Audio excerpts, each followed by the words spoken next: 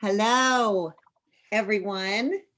Welcome to another author spotlight for Rabbit House Press. You see to my left or to your right, wherever the screen is, I am so excited to introduce you to Bruce Lewis, the author of our next released today, Joshua Fragmented. Woo! I'm so excited about this. It's been a long, hard climb.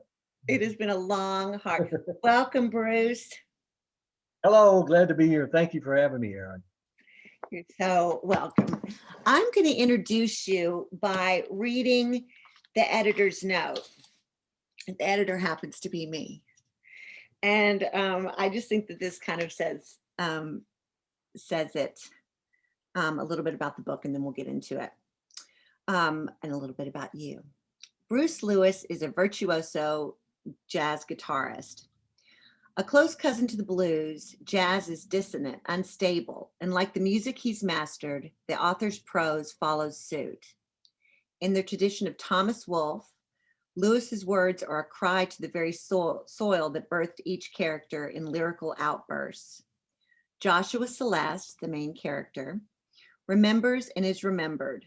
We're introduced to the characters that make up Joshua's life from the fields of his boyhood home in Water Maple Farm in Kentucky with a cattle rancher farmer father and a misplaced glamorous mother to the streets of Budapest, Hungary as a traveling guitarist, a melancholic expat.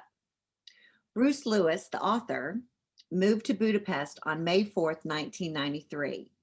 And stayed until May 22nd, 2012. And he's back in Kentucky. He played with some of the best European musicians in the world, traveling with his guitar to 12 different countries. His insight into the culture and people of the ancient city make Joshua Fragmented part travelogue and history lesson, along with a beautiful philosophical lesson in the sacrifices of art and the pull of home. This book resembles the dissonance of jazz as a cast of brilliantly articulated characters sing angular harmonies in the reader's ear.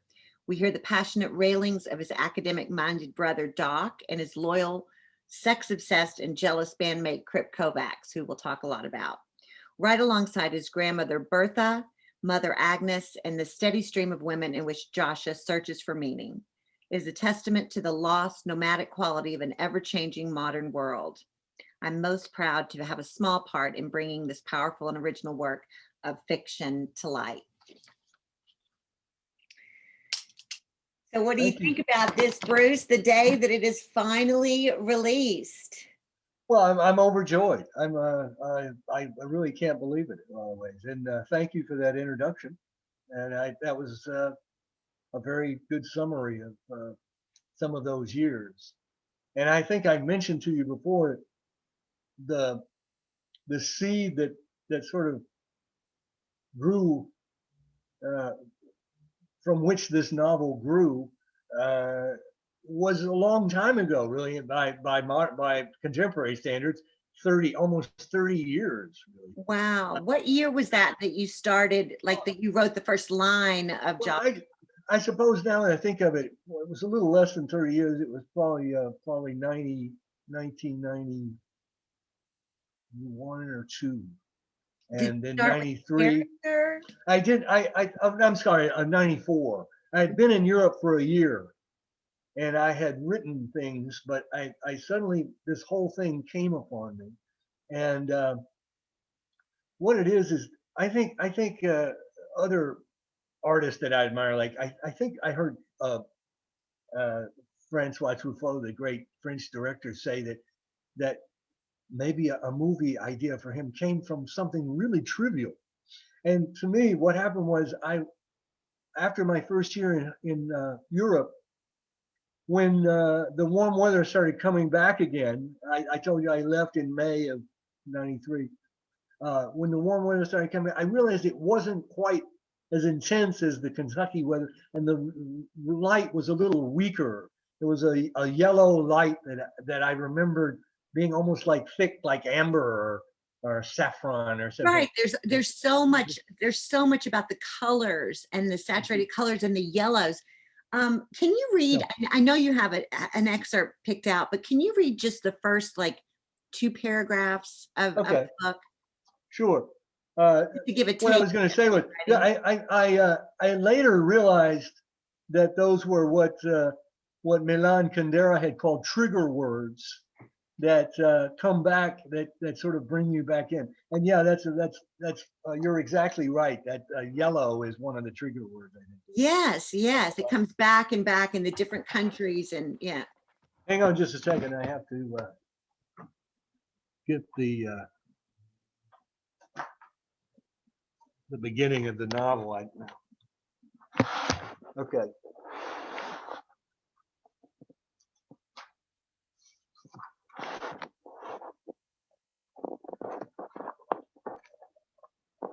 And this may be one of the more unedited versions. I think this is fairly accurate though. Yeah. The yellow light burns off the fog. The gravel road, the color of fog, winds through the farm. There is no sound for a long time. Then the deep bellowing of a young steer down by the creek. Its breath, the color of the rising fog. In the thick tufts of grass, its legs are wet with the thick dew of the dawn, and its mouth is wet and green from grazing the rich grass. A cattle truck rattles the cattle gate as it turns onto the gravel road from the blacktop leading to the town. A red-tailed hawk leaps from the great oak tree, its talons dangling in the air for a moment.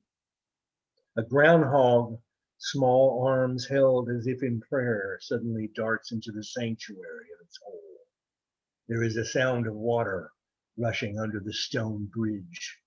Soon the truck passes over with a tympanic thud. The yellow light is rising, becoming thicker while the dew recedes.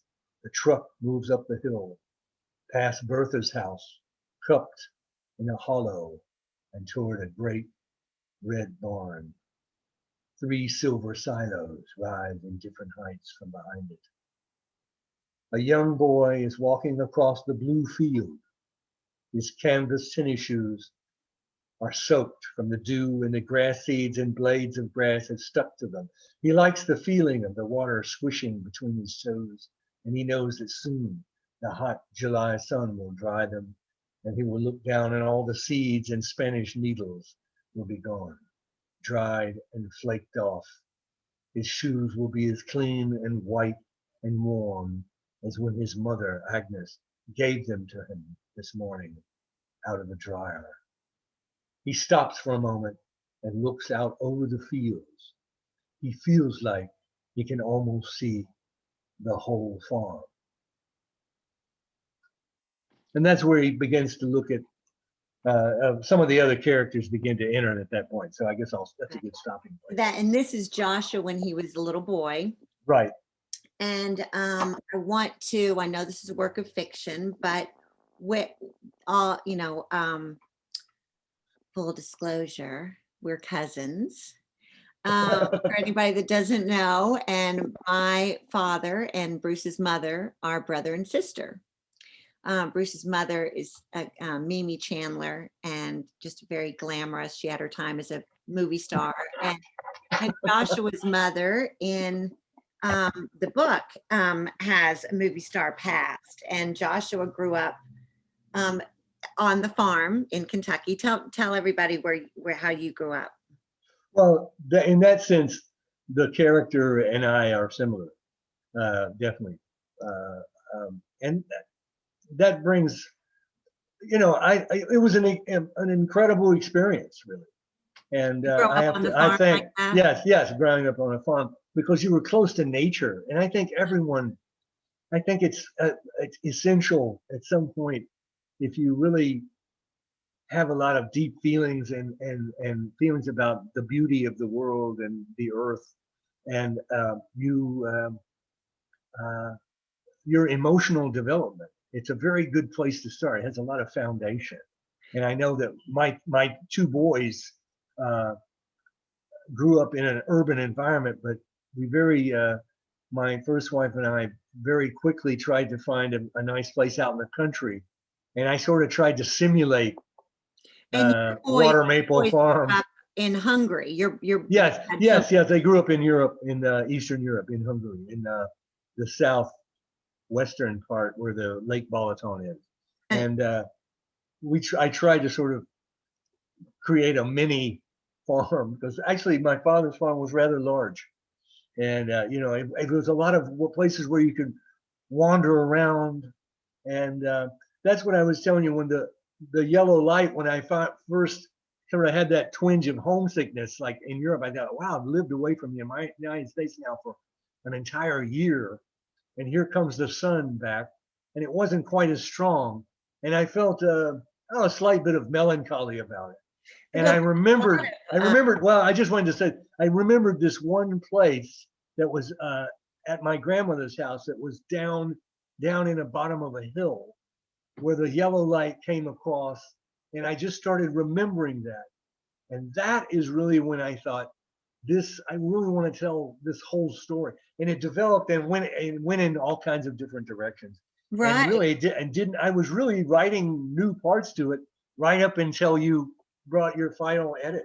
Right. I mean, So it does go in so many different directions. I mean, it's part this very beautiful telling of living out on a farm, and which I didn't know. I mean, because I lived until I was 8 years old in downtown Versailles, you know, but there, and I didn't, the way that you describe and write about living, you know, with the cows and the work in the barns and the grass and the smells and all of this, I mean, is just beautiful. And it's so different. I mean, I can't imagine.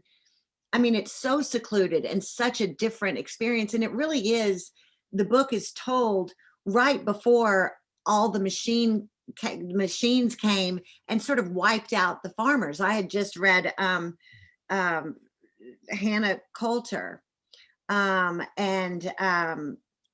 he talks about that whole time in history, and that the author of Hannah Coulter. That what culture? I'm sorry. Hannah Coulter is yeah, Hannah Coulter. Yeah.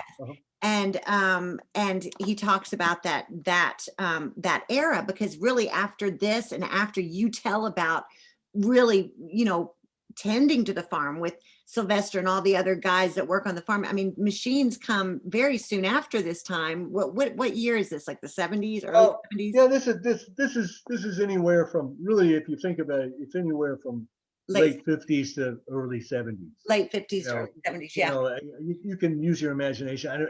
I didn't really have it, but yeah, I really felt like, I've told people about that before, that I felt like I grew up at the end of an era, which was the family farm.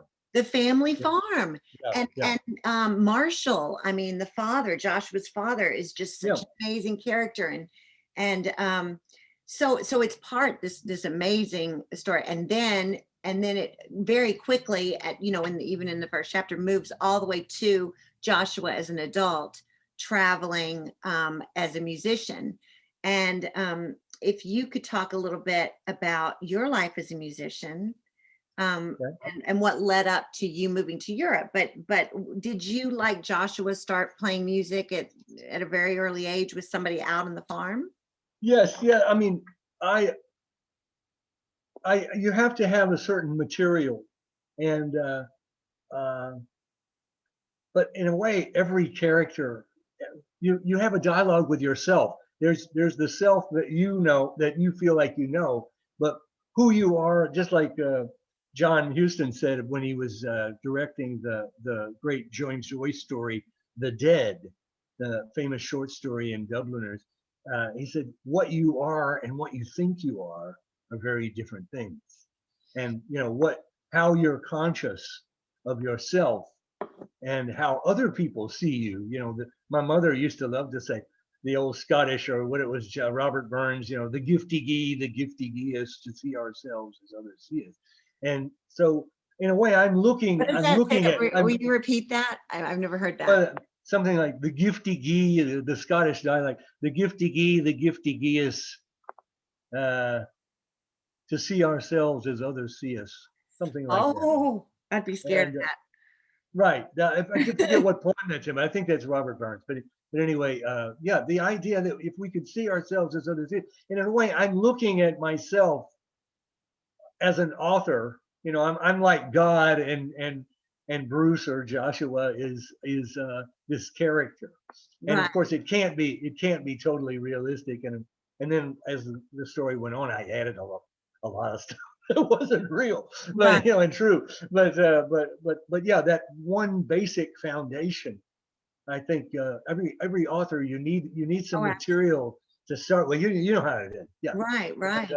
So that's how I wanted to. There was like I was telling you, one of my favorite novels, another novel that was almost like a trigger word in terms of starting me down that road, was Oscar Hijuelos's Mambo Kings Play Songs of Love. That was a novel that was awarded the foreign foreign authors or Hispanic Latin literature award, Mhm. Pulitzer Prize, I think, for Latin literature or something. And back in probably early '90s, late '80s, and he describes uh, the early days when the two brothers that are the heroes in the story were young boys growing up in Cuba, and then they have some success as music, and eventually they move to New York and everything like that. And that was in a way a way into my story as well. I wanted to go back to the beginning, and Right. then So, and then I realized unconsciously in a way that some of the things that happened to him at the end, even though I was very conscious don't of some. tell, don't tell. Well, I don't want to spoil it. Right. But Yeah, don't some tell. of the things that happened, I consciously foreshadowed some things, but some things I did almost by instinct, and they were almost like naturally instinctive foreshadowings of what happens at the end, or what's connected. Right. And I never really did anything. I tried to keep from being too contrived, because in a way, I spoke with Michael Blumenthal about this. It was a sort of hybrid of memoir and fiction. Well, you mentioned Michael Blumenthal. I want to read a little bit of what people are saying about this book. Michael Blumenthal, an amazing, amazing poet, award-winning poet, Guggenheim Fellow, and professor at Harvard, um, and fellow expat with Bruce, Yeah. and another Rabbit House Press poet. We're publishing, I'm so excited to say that Rabbit House Press will be publishing Michael Blumenthal's next poetry Great collection news. in a Great few news. months. But I want to say this is one of just FYI. He's the author of this beautiful book, All My Mothers and Fathers, a memoir, and many, many Wow. poetry collections. That's the first time I've seen that one. Oh, yes, yes, I'm here, going to take a look at it. Brilliant. Well, I'm going to have to mothers and thumb fathers. through that. Yes, I hope to visit him sometime. I don't want I to want to publicize his, share with his Hungary. place of residence right now without his permission, but Right. I He's want in to go visit Hungary. He's him. actually in Hungary right now. Yeah, right. Let me read what Michael Blumenthal says about Joshua Fragmented. I first met Bruce Lewis over 25 years ago in Budapest, where he was a struggling but obviously talented musician. He showed me some of his poetry then, and I immediately realized he was also a writer of talent and genuine potential. His large and ambitious first novel, Joshua Fragmented, proves in spades that my initial intuitions about his talent and his willingness to develop it were not misplaced. Whether he's writing about Medina, Kentucky, or the Budapest of Central Europe in the early 1990s, he brings the same keen powers of observation and musical sensibility to wherever his eye and heart take him. This work testifies to a life lived with passion, struggle, and sensitivity, resulting in a work, despite its length, is not so much fragmented as it is whole.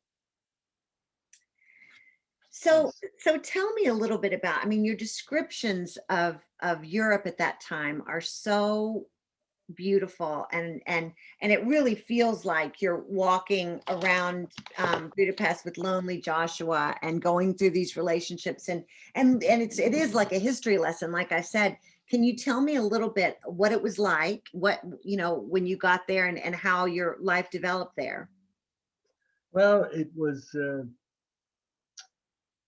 the cultural experience of a lifetime, and in a way, a very central, a very much of a. I told some friends a centerpiece kind of your life. It was right in the middle of, you know, my adult life in a way, I guess you would say. And God, it's really what we were. I started. I feel like I coined this term. I never heard it be just like the gold rush. They call them the 49ers. We were like the 89ers because in 1989, the communist regime of Russia and all its Eastern Bloc countries, which was, a long list, but, like Poland and Hungary and Slovakia and Bulgaria, all these countries suddenly, Romania, had revolutions simultaneously. Okay, the Russian regime that held these countries, that made these countries sort of satellite countries, it had completely collapsed. We've never seen like anything like that, except maybe when Donald Trump was president. We got close, but the collapse of an empire like that, Russia just completely fell apart, and the Soviet Union, excuse me, not really Russia, the Soviet Union fell apart, and so suddenly Hungary. That's another trigger word of mine too. Suddenly, I don't know why there's a shock value, but suddenly Slovakia, Hungary, Poland, they were wide open. There was no more restrictions of travel. The people who lived there were never allowed to leave the country unless with special, very special permission.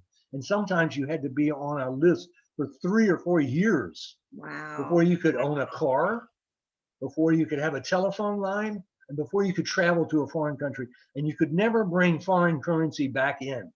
Only if you were a very high level communist figure could you get away with things? Could you live like a Westerner? And so the vast majority of people could not live like that. And so once that regime fell, all of a sudden it was almost like the Like invasion. the 20s, I read it was like the Roaring '20s. Yeah, it was like the Paris in the 20s because that was the end of World War One. Right. And yeah, it was very close to that. And of course, we made note of that because we all walked around acting like we were Hemingway and Fitzgerald and all that. And Yes. Ezra Pound and who are you this week? Oh, I'm Ezra Pound. Oh, good. Well, Oh my God. anyway, well, we were very conscious of that. Traveling, and at this time you were playing. Who were some of the people that you played music with?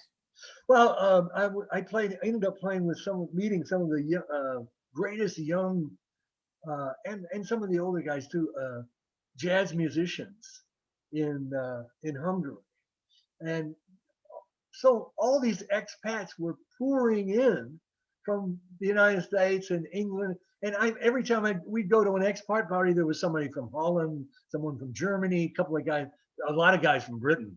I mean, the English just poured right in. And there was a handful of guys from America and a few guys that I'd known in college who encouraged me to come and check it out. And so that I did. And it was just amazing. But then once I got settled and started doing some gigs, I realized that the level of musicianship was quite a bit higher than I was used to, because these guys had been trained in a way. They'd been supported by the state to learn their craft. Right. They were like they were given, yeah, they were like supported by the communist government. And there was some sort of competition, like Hungary would have they would have a jazz festival in Krakow, Poland, and they would have a who's the best jazz musicians in Eastern Europe? Was it Bulgarian guys, Serbian guys, Slovakian guys? Who is it? Czech guys, Hungarian? And they would go and they would sort of like have these competitions, and the number one piano player would be a guy from Serbia, or there'd be a guy from so and so. And that was the scene I came into.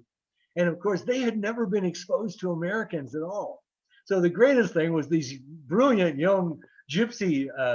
There's a large gypsy population of Hungary, almost 500,000 people that call themselves Roma, or the colloquial term gypsy. They originated from India many thousands of years ago, and gradually, came into Europe. and some of the young players who were, some of them were very well off. They had lots of gigs and they made money playing music for years. Their fathers had done the same thing. But I met these guys and they turned me on to these places. And of course, they thought they had never been exposed to an American guy. And Yeah. so they really, really got into it. And I got a kick out of it. I got a kick out of it because, the attention. They Right, were like, right. oh, America. Oh, yeah. And some people were so enamored of America and the freedom that they had longed for so long that when they met a guy from America, they would say, where are you from? I'd say, U.S., from the United States. Oh, my God. Gratulalo, congratulations. Ah! Like just being an American. Just being you won already. And one guy, he wasn't a musician, a bit of a shady character I met later. Some people told me about him that you were probably lucky you didn't get tied in with this. But he kept looking at, can I see your passport?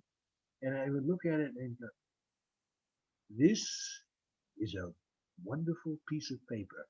Oh. Because really, with an American passport, it was almost like a carte blanche, to go anywhere. And nobody was going to question you about anything because they knew that you were connected to a very solid legal network. Right, And right. so they figured, okay, he's okay. He's not smuggling drugs or anything. He's not doing anything. Right. But if you had a Romanian passport, you had to be questioned, and and so the guy probably would have loved to have stolen it and gotten it copied. Right. Because there was a lot of fraud like that. If Yeah. somebody could steal an American passport, anyway, that was the atmosphere. Yeah, that is just so interesting. And then so did you start writing? We're talking again about Bruce's book, Joshua Fragmented, which comes out today. Woo woo.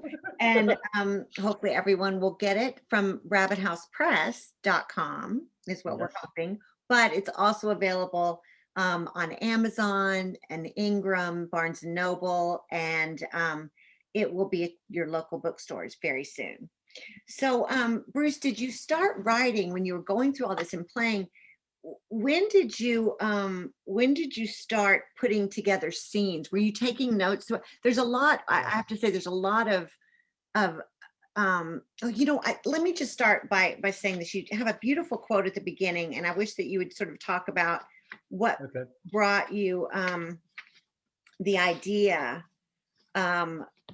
What brought you this idea of this story being basically other people telling the story of Joshua? Krip Kovacs. I want to talk about him for a second, but you write here. He's a piece of work, that guy. Yeah.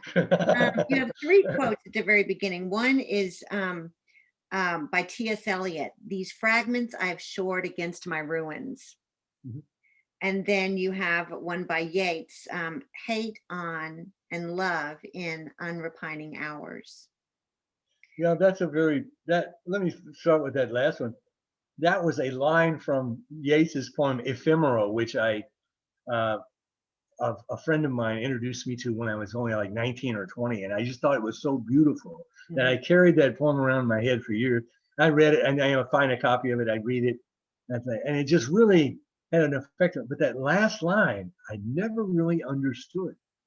And I still, to this day, don't quite know, except I know that somehow, maybe you have an interpretation, but somehow the mingling, I think Yeats was, of course, very mystical kind of, he was a poet from the symbolist era in a way. And they were very, to them, the idea was just the beautiful.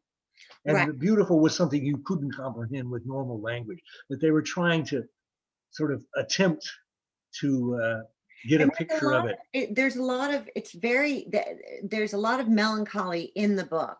There's a lot of sadness in the book. There's a lot of loneliness, but then there's a lot of celebration of that loneliness of just eating up every bit of the sadness, as I want to say. It's like, whether Joshua's on a bus in America thinking and going through, sort of disastrous relationship, and then having some good relationships too. But but it's I'm wondering, and that's kind of what I see about this. It's like, love on, and it's a very philosophical book. And I think that and you can't just say what it's about in some kind of pithy thing, because it really is about life. And all of these characters have this really, especially the bandmates, especially Crip and Doc, the brother. They have these very specific ideas of what everything's about, which I loved, because that was, I just loved thinking about, ever since I was in college. I was like all into just what is it all about. and Yeah, um yeah, and it's that's, very much a part. A lot of dormitory conversations. yes. Yeah, and but you mentioned notes. I still have them, and I really, I'm astonished by them some ways, but I've gotten really attached to them now. I don't know. I don't think I could ever throw them away. I have about 70 or 75 notebooks. Oh my Some of God. them rather large, Now, with the. Crip Kovacs, is he from a real character? He's a composite of several people that I met. In other words, Joshua was sort of this, not like me in a way, more pure character of just, he was kind of naive a little bit, and just kind of moving in the direction he thought he should go in. But Crip is a little bit like a kind of a Sancho Panza kind of character. He's sort of his sidekick, but all of a sudden also his enabler in a way, which might And then might also be he's different. very he's jealous of Joshua. Exactly. Yeah. He's And also, so, yeah, but yeah, he's the one and telling he ends up. Well, I won't tell the story. I won't yeah, spoil it for you. he's But telling a he's lot of stories. Well, why don't you go ahead and read one more excerpt? Can you do that? okay. Okay. This is you mentioned Josh walking around in Budapest, and that was uh, something where he's sort of drinking in the whole uh, thing. And also, I wanted to. There's a reference to a poem here uh, by Baudelaire that I might be able to read. It's very short, Yeah. but I'll read it afterwards, because this is sort of about him. Uh, I have to preface this. I'm getting a little more, maybe a little more. What's the word? I don't Something care. that draws in a lot of readers. It's a little bit not risque, but it's a little more. Uh, it's not as wholesome as some of the other things I've Right, read. right, right. So anyway, let's see. Josh is kind of a sort of a washed up in a way musician. He hasn't really been able to do the things he wanted to do, and Crip has sort of enabled him and not enabled him in some ways. So this is Josh speaking, as far as I can tell. Uh, I went downtown tonight to Garboard's house to buy a bag of pills, self-medication. Such autumnal light along the Kurut, that's the boulevard, the big, huge boulevard, circular boulevard that goes all the way around Budapest. So early in September, the big yellow number 46 tram makes big sweeps of the boulevard. My mind is working very fast as I walk.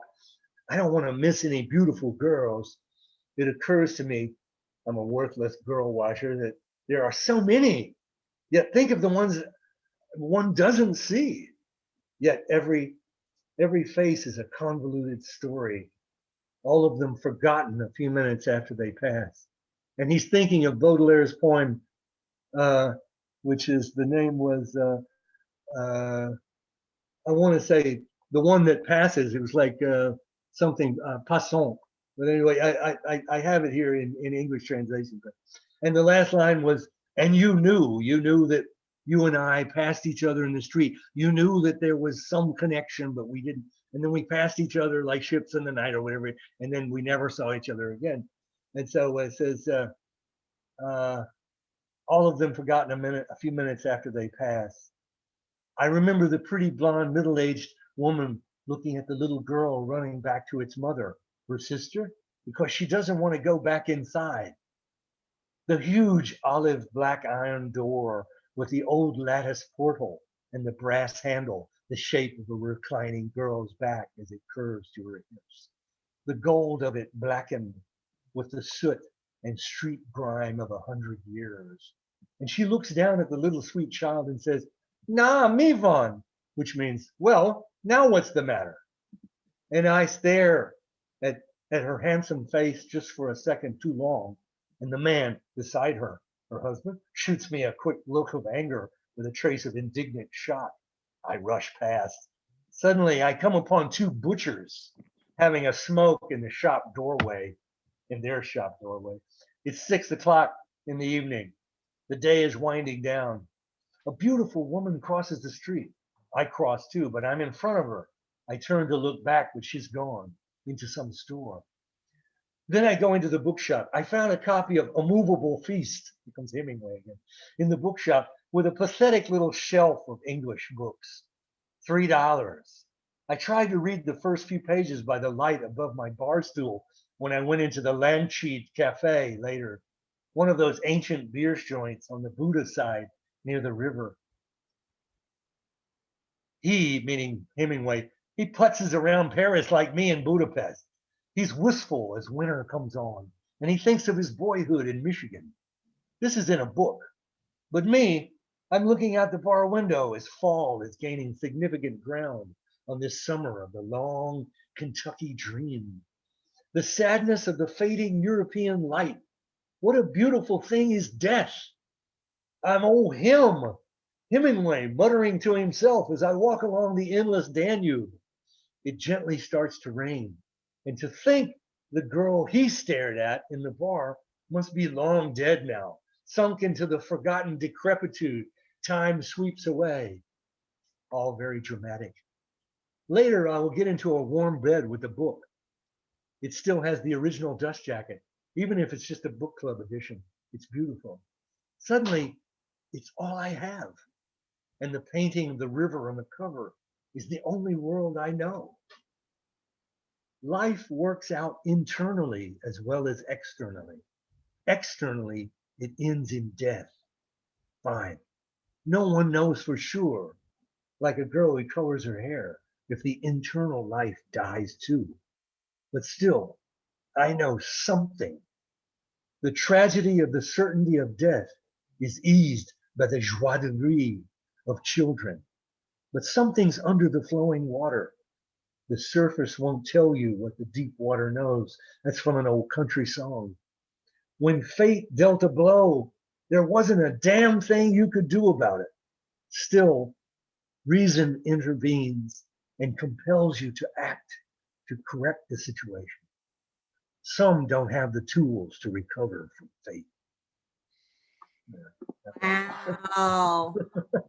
Wow. It's really, I just loved it. And it's so, I mean, you could literally read it. I mean, it's a very long book, but you could read it Yeah. over and over and discover new things. I mean, there's so many different elements, and like, and I when I was talking about the characters, all the different characters being so well rounded and so deep in there, even all the girls, when Joshua, I mean, there's a lot of sex in it. So no, this is Well, not. I got a little bit of criticism that I didn't flesh out the girl's life, but I have to admit I wasn't very confident with that, so I just kind of glossed over something. I But feel like I got okay, to know them well. I mean, I feel like I got okay, to know them well. The main relationships, I felt like I knew exactly what they were like. Now, good. now what was that? Were you just sort of fearless in writing these very intense love scenes, sex scenes? Yeah, I wanted, I felt like that that's such an important part of life, and yet I don't. Every time you write about it, it's like, oh, it's a dirty book, or And it's something like not, that. no, it's Yeah, not like, and when I was thinking and reading, and it was, um, and I think, we read it with Henry Miller, with like Michael Blumenthal said, Charles Bukowski, comparing you to Charles Bukowski. It's like, yeah. yeah, I they're very I read. graphic, intense, Yeah, intense love scenes, and they're very real. And it's but like I said, it's not for the faint of heart if somebody's gonna pick it up and go, oh, but I think, it's, and I don't know, and I was not ever um I'm wondering what uh, a lot of the guys, I think the audience is going to be wide. I think the girls are going to love it because they see a guy's point of view from all of this. And I think that the guys are going to love it and relate to it in so many different ways, or at least latch onto one of the characters and take their take on life and relationships and and love. I'm glad you brought that up. I just wanted to add one thing, was that I really felt like that communication between men and women was very uh, not only difficult, but just like going missing each other, you know. And I just thought, you know, just What is lay it it down the Doc way it is. You what know, is it put it that down the Doc way it is. keeps saying? What does Doc keep saying? He goes, what is it? He says, Oh, men collect and women select. That's one yeah, thing he that, but says. he also says something like, it's not example, but he has like this phrase. What is that phrase when he says, I'm not sure what you're talking and about. he's talking about, and he says, basically by saying truth, this is the truth, blah blah blah blah Uh-huh. blah. And then, but he has, I can't think of it right this second. One concept in the book that I almost named the book "The Equation" was like The that equation, that's relation. what I'm The trying to say. okay, The okay, equation. What does he mean when he keeps saying the equation? okay. Good question. I'm not totally sure, but here's what I was thinking was that um, not like a chess game, but almost all relationships have some sort of predictability. You know, like this type of good-looking man is always attracted and is attracted by the type of good-looking girl, and then when there's like so many units of this attraction and so many units of this, if one side of the equation uh, isn't solvable, then the whole thing is ruined or whatever. Right, right. Another way to put it uh, is that uh, there are certain realities of life. You know, like if you're 5 feet tall, you're just never going to be center for the Los Angeles Lakers. That's all there is to it. And there are certain brick walls that you hit in life that you just can't get around. And uh, also, there was one part. No, that seems kind of nebulous, but of course everybody knows that kind of thing. But there's one part where some female friends had asked me about this before, and it was very funny. Was um, the border where the attraction where there's a lot of men, they like lots of women and they're very enamored of women, but there's a level at which either in looks or their gestures or something, they just can't be attracted to that woman. And if you're above that border, you're okay. But if you're below that border, it's never going to really happen. And so some people don't realize they're below the border. It could be a man too in a woman's eyes, and they keep trying to. What is it I'm doing wrong? What is it I'm doing? I'm trying to give this person Right. this message that I'm available. I want to be with them. And they just, and the thing is, the part of the equation is that because of the normal uh, interactions, the person that's above the border that you're below uh, doesn't want to get involved with, doesn't want to be the one to tell you this information because they don't feel like they have to. And Right. so, it's like that old thing, like, uh, wow, I don't know what's wrong with my girlfriend, but she didn't pay much attention to it. And the guy says, look, man, does she have to write this out in a thesis or a letter? It's obvious she doesn't love you anymore, or Right. something like that. Right. And Right. people don't get it's difficult to get the proper impressions. And Right. so therefore, if you can understand the other side of the equation, then Right. you will achieve a certain equilibrium Right. and Right. ability to see things, and also So he ability to not just only leave off the chase. so Doc not only exactly. The Doc not only sort of tries to guide you through this, relationship, he also warns you against other characters in the book, Yeah, that's in true. like Crip, and he also tries Yeah, to guide you through, your growing up with the childhood that you had and all of yeah. that. I think that comes from the German word, Schadenfreude. That enjoying someone else's failure. I think some people in the music business, particularly, I think, you're sort of like um, Crip.